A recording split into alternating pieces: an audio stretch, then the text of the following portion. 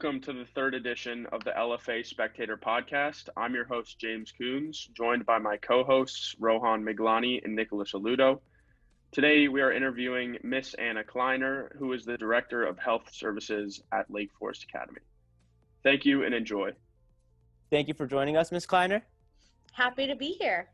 So our first question for you is, what made you want to get into health services? And when you were choosing that career path, could you have ever imagined that it would lead you to a position like the one you're in right now, where you're working through a pandemic? So I'll take the second part first. No.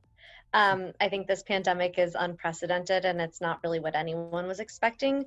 The good news is that my medical training prepared me for the skills that I gained in my medical training have given me the ability to triage, assess, and take things in a systematic way so that I can solve problems as they arise. And so that's the part that makes it, a little bit easier to do my job, but nobody was betting on this. As you know, I actually, before I became a nurse practitioner, was a teacher. So I was a kindergarten and first grade teacher right when I finished college. And then I just sort of wanted, I went to a school similar to LFA for high school and lower school and middle school. I went to Francis Parker. And then I went to a small liberal arts college called Kenyon College.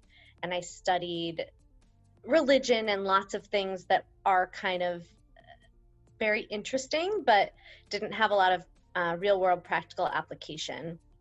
And so by the end of my education, I sort of felt like I could write really good essays, but I didn't really know how to do anything. And so I took some time and I lived abroad for a bit in Argentina, and then I came back and I moved to Los Angeles and I taught for a while, kindergarten and first grade, and I liked it, but it still felt like some of the same kind of lack of tangible skills. And so over that time, I explored a few different health careers, and I thought about actually going to medical school, and I didn't want to because I wanted to have a family and have some more time, a little bit more life balance. And so I decided to become a nurse practitioner, and that was sort of my path. And then it was pretty organic the way that I came to do school-based health. My first job after school, am I talking too much? No, you're good. Okay. Oh, yeah. My first job after APN school was in a school-based health center at a Chicago public high school. So it was with adolescents and then also with everybody else. So it was like it had two doors. One door was inside to the Chicago Public High School, which had like about 5,000 kids in it. So a big school. And then there was an external door to the community. And so it was, in theory, we could have a student come for confidential health services like contraception or drug counseling, and their family could be in the external waiting room and they would never see each other. Or, a whole family could come and we could take care of all of them at once. But it was through that I kind of realized how interested I was in the adolescent population and what a cool place to practice it is. So in that way, I could have anticipated a job where I found myself in a school setting because that was sort of my ultimate goal, but not in a pandemic. So being a teacher and working with adolescents a lot throughout your career, do you think that's something you'll continue doing, or do you ever see yourself moving into a different field of health? So I've done a few different, things are dynamic, right? You never know what you're going to end up doing until you start doing it and love it. But I've worked in several different settings, and I feel like in my work now I'm able to kind of apply all those different settings. So yes, I did the adolescent work for a while, but then I did totally different stuff. I did very high acuity, meaning really, really sick patients, inpatient neurology. So patients who were having strokes and patients who were having seizures and were overnight in the hospital, in an emergency situation. So I did that for about a year and a half. And that was really interesting, but I probably wouldn't want to do something like that again, just because I miss the opportunity to develop long-term relationships with my patients. So in primary care, which is what I've done most of my career, you're able to have the same patients for years and then you know them, and it's a lot easier to take care of them versus in a hospital, they're there for a few days during like an extremely traumatic moment in their lives, and you can take care of them and you can make sure they're medically okay, but then you're kind of not part of the follow-up, which I missed. So I think a setting like this long term is definitely something that speaks to the parts of my job that I really like. So what does your job as the Director of Health Services at Lake Forest Academy this year, what does it entail? And is it stressful to deal with all the school's COVID-related problems at once? James, are you asking me what I do all day? I guess I am. So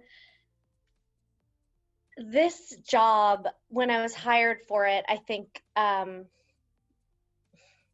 it's a good question. So, I mean, real talk, I do basically COVID stuff all day, every day right now, but that's not the ultimate goal of this role.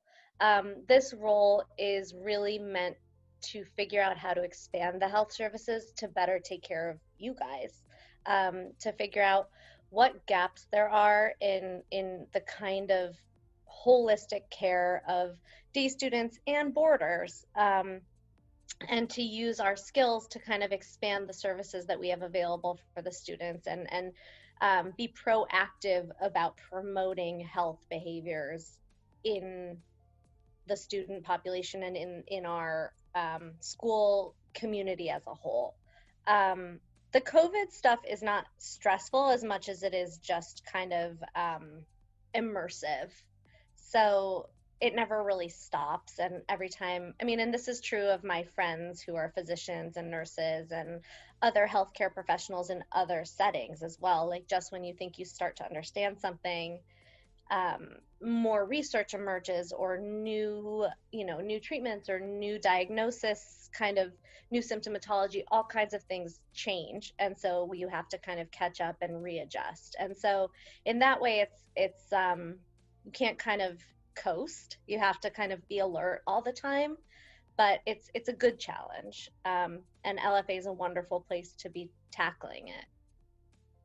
What were some of the more difficult things in terms of keeping the school open this year, and just maintaining it over the last 3 months? Good question. So in terms of difficulty, I think for me, the hardest part, personally, is being new to the LFA community. So I don't really have a touchstone of how things were last year or in previous years, or a sense firsthand of what the traditions are of the school. So trying to figure out how we're going to change and adapt a system that I've never seen firsthand has been challenging for me, but thankfully, there's a lot of good collaboration that goes on. So I work really closely with Mr. Tennyson and Mr. DeJesus and Mrs. Maidley and Mrs. Vaughn and Mr. Addis, who are on the Health and Wellness Committee. And there's a lot of collaboration with those different stakeholders, because I don't really know kind of how things have always been here. So I would say that's been the biggest challenge, is just trying to recreate a wheel when I've never seen how a wheel worked. And then just logistically, some of the things we've had to do have felt really restrictive, and having to balance the well-being of you guys and the faculty and staff, but really you guys, with really restrictive things that we know help keep you safe, and all of us safe and here in person, with what we know is some of the emotional toll of messing with your senior year and making you not touch each other and not, hug each other and not sit close to each other and not get to do all the collaborative and, expansive things that you do in school and that a place like LFA allows you to do, sports, stuff like that. So that's been the hardest part, having to be the heavy, I would say. And you talked about being new at the school this year, but one thing that's kind of interesting is, even though you are new, I feel like you're a very visible person, because every week we get to watch the how to spit into a tube video for the testing. And, it's very informative. I would have never known not to hack a loogie, and now I know for sure to never do that into the tube. God. But what was it like getting that set up? And one thing I want to know specifically is on Tuesdays and Wednesdays at LFA, is there a room filled with like 200 spit tubes? And does that ever gross you out a little bit? Okay, so the spit tubes are disgusting. I'm just gonna tell you right now, real talk. But thankfully they're in bags and it's okay. I'm glad you liked the video. It's my first time ever making a video, so Couldn't even tell. maybe it's an alternate career path for me, who knows. I'll be a YouTube star. But it's been just like everything with this pandemic and with this year, it's been an evolving process. So Rosalind Franklin University, who is our laboratory partner, they're just up the road in North Chicago. They're our laboratory partner. And so beginning with the saliva test, we are actually now able to directly send and order them to the lab. So we're doing it ourselves versus with the nasopharyngeal swabs, which you guys remember as like the super awesome brain tickling test. Those had to be performed by medical providers, and I could have done it myself, but I can't do everybody. So, over the course of 2 days, so we had to hire basically people off site to come and do that. But it's been evolving kind of what the best process is for that. And that's part of what I'm going to be refining and working on over this break, is to figure out what worked with that, what didn't work with that, kind of get some input from some stakeholders, students, and maybe you guys will help me out with that, students and or other people, to kind of try to figure out how to make it work. And again, it's like, I'm new, I don't know what things are supposed to be like. And so if you're like, this lady is just talking at us and coming up with stuff, it's helpful to get feedback. And the more I'm able to connect with students, the better it is for everybody, I think. Do you think students have responded to the changes you've made like throughout the semester as we've sort of had to get more strict? Like, do you think students appreciate the, like, even instilling as small as having to spit into a tube instead of getting something sort of shoved up into their head? I want you guys to answer that one first, and then I'll give you my opinion. For me, I know this is a complete minority opinion here, but I would rather go back to getting jabbed. But I feel like James and Ro are going to disagree with me on that. No, I like the spitting one more. It's just less intrusive, I feel like, than getting them shoved up your nose. James, what about you? I've had both bad and good experiences with the nose jab. So I feel like spitting is fine, but they do still gross me out. So I'm a little bit with Nick on this one. You have to do it too, though, right? Like, because you get tested every week as well. Like, which one do you like more?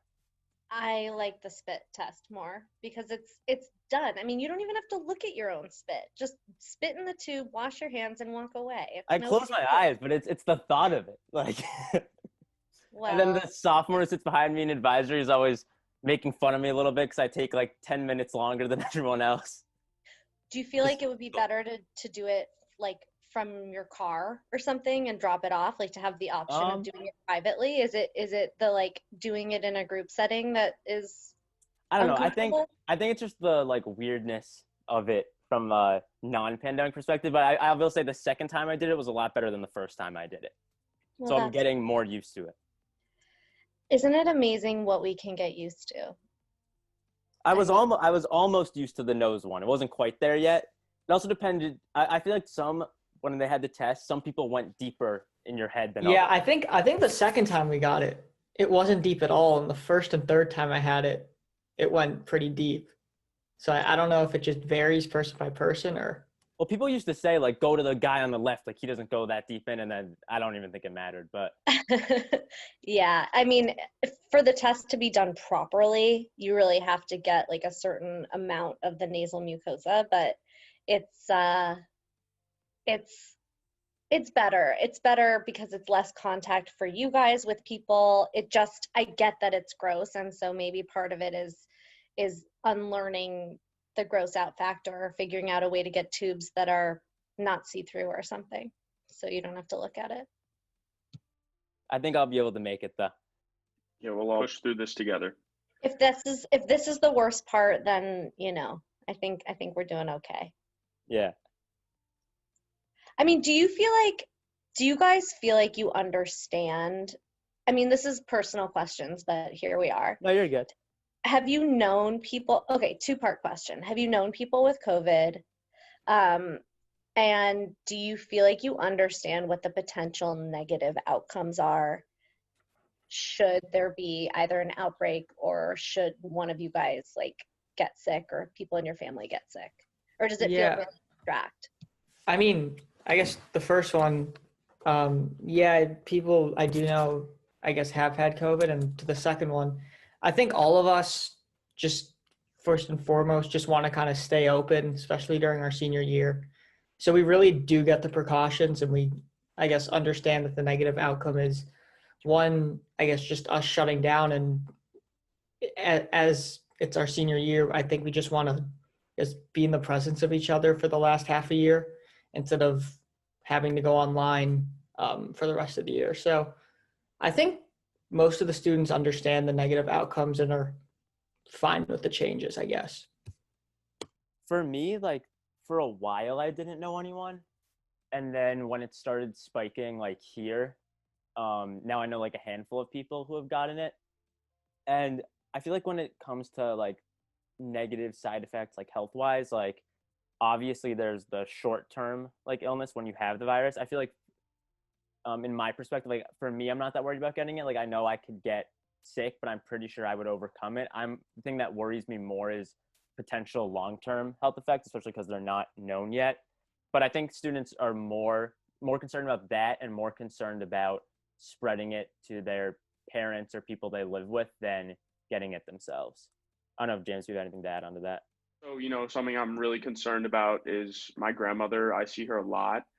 And so, I make sure that I'm really safe around her, always wearing a mask, making sure to sanitize. And I think it really boils down to like where your priorities are at.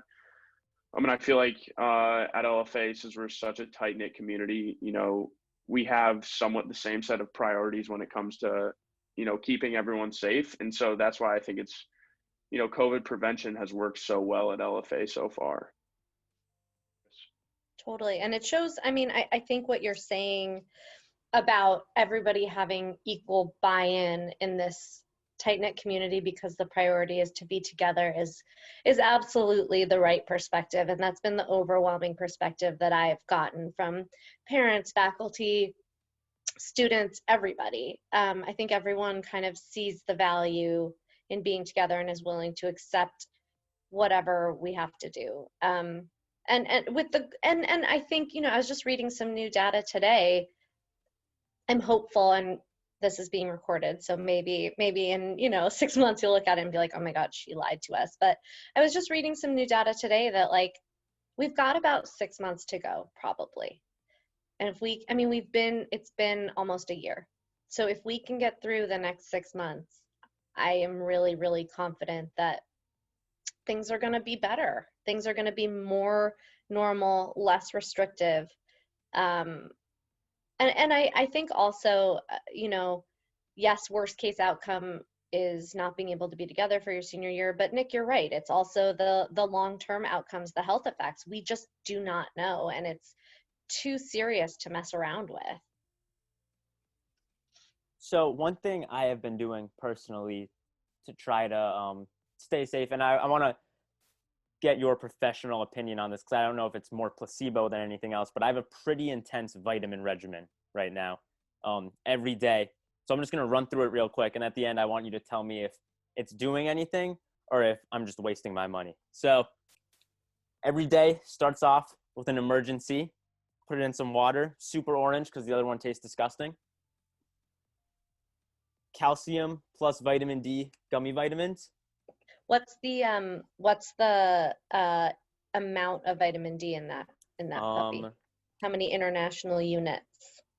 It says 1,000 IUs. I didn't know that there were international units in general. Then echinacea. This is 450 milligrams. And then this one, this is my favorite one. I don't even know what it does, but it's called elderberry, and that just sounds like it would work to me. Nice. So the good news is none of those are hurting you.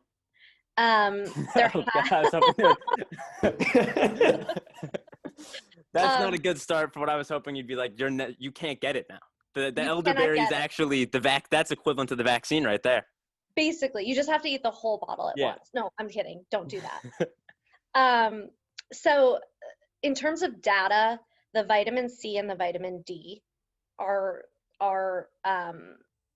have most been shown to help with immune response. Elderberry is thought to be generally protective against like viruses, but there's been no link with this particular virus. So elderberry is better for protecting you like against the flu and stuff, but you have to make sure that it's a commercially prepared one, which is the one that you have, because actually some elderberry that you can like eat the berries of can be poisonous. So it has to be cooked in a certain way in order to be good. So that's just a side note. If you see elderberries in the wild, don't grow my own.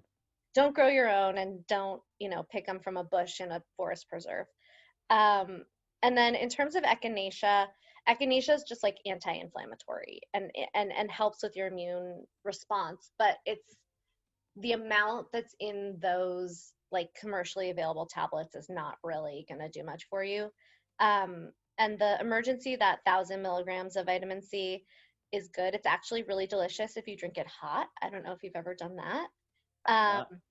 Just, down a hot C. But the other thing about it is it helps you hydrate because you drink it in water. And that's also really protective. So in terms of your regimen, good job taking care of yourself. The D and the C are the most useful, but more useful than that is getting a lot of sleep, hydrating, making sure that the foods you eat are rich in vitamins and minerals, and like a little less like in Dorito pizza family. So I'm doing great on the vitamins. The other two I will not comment on right now. Okay. But and then it's good you're paying attention. That's good. And then to not take up too much of your time, as we close up, Thanksgiving's coming up. It'll probably already have passed by the time this gets published online. But what we want to know is, what's your favorite side dish, and what side dish will you never put on your plate? Oh, great cue. My favorite side dish, it's kind of boring, but I can give my rationale, is mashed potatoes. And the reason is that they are super good at like absorbing all the other things. So, you can have one corner of your mashed potatoes that's kind of cranberry-ish, and another corner that's kind of gravy-ish. And my husband, who's our Thanksgiving chef, makes excellent mashed potatoes. So mashed potatoes. And the one thing I really always skip on Thanksgiving are Brussels sprouts, because I just think they're gross. That's fair. Even though I love green vegetables. What should students focus on when trying to keep safe from the virus over Thanksgiving and while at home during the e-learning period? And what can they expect when we're back in person towards the end of January, early February? Thank you for asking that. So students, in order to stay safe, it's not rocket science. It's nothing that we haven't been saying, but I will say it again. They need to be wearing masks all the time when you're with anyone who's not in your immediate household. You need to limit your exposure to gatherings. So really try not to be in close contact with anyone who's not in your immediate family. I would say in particular for teenagers, and in particular for seniors who ride in cars or drive cars, try not to be in a car with anyone who's not in your family. That's a really important one, because you're basically automatically a close contact if you do that. Wash your hands really well. Wear a mask, wash your hands. Don't be too close to anyone. Try not to go anywhere that's a big gathering.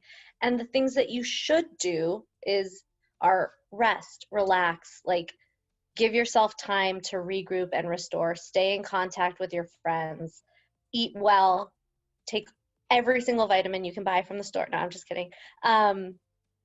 Get plenty of sleep and move your body. And those are the main things. And if you haven't gotten your flu shot yet, go get it. All right. Well, thank you, Ms. Kleiner. It takes a really good interviewee to flip and become the interviewer. And I think you accomplished that halfway through this interview. So I think we all hope you have a good Thanksgiving and enjoy your break. Thank you. You guys too. Have fun. It's great talking to you. Thank you for listening to the third episode of the LFA Spectator Podcast. We hope you enjoyed.